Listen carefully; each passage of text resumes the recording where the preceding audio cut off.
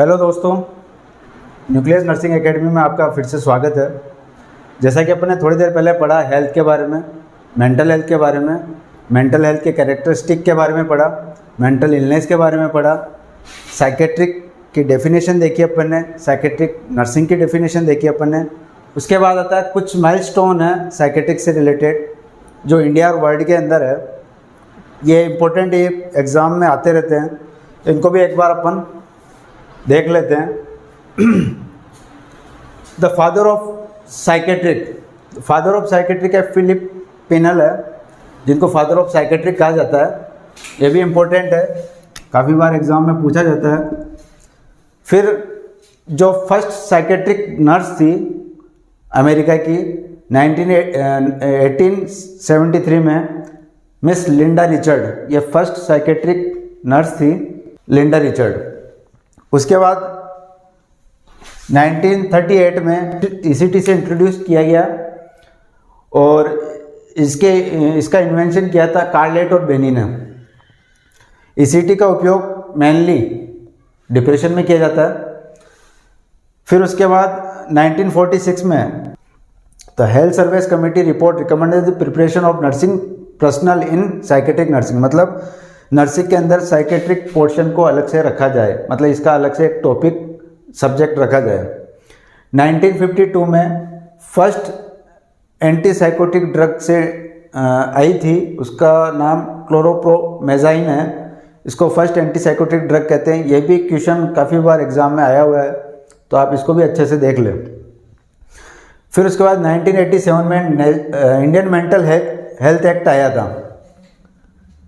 ये क्वेश्चन भी आया हुआ है इंडियन मेंटल हेल्थ एक्ट के बारे में। और हाल ही में मेंटल हेल्थ केयर एक्ट आया है अभी इंडिया के अंदर। मेंटल हेल्थ केयर एक्ट 2017 के अंदर आया है। ये भी इम्पोर्टेंट है अभी आने वाले एग्ज़ाम को देखते हुए। फिर उसके बाद 1986 में इंडियन नर्सिंग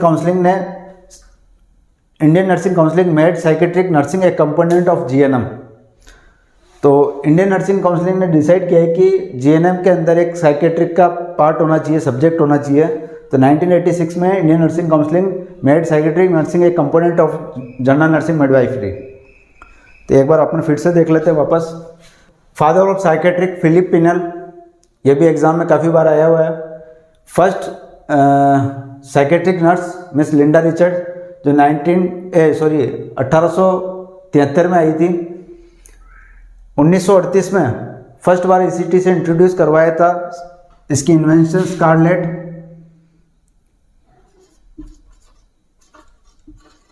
स्कारलेट एंड बिनी, इनके द्वारा इसकी इन्वेंशन हुई थी।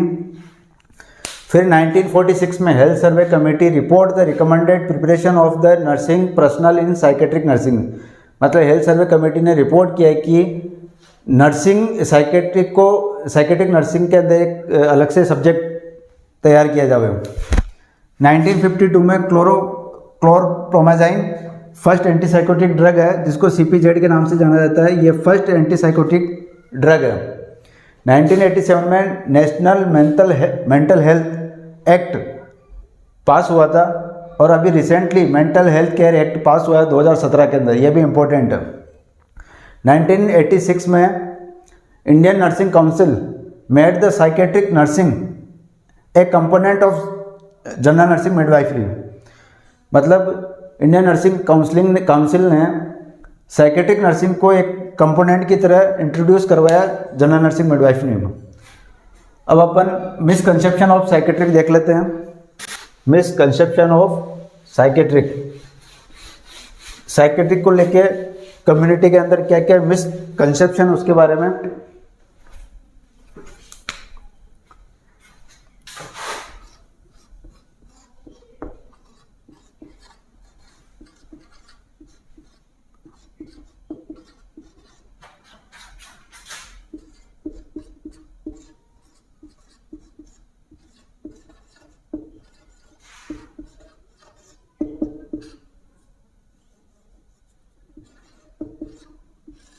मिसकंसेप्शन ऑफ साइकेट्रिक, सोसाइटी के अंदर क्या क्या मिसकंसेप्शन है साइकेट्रिक को लेके।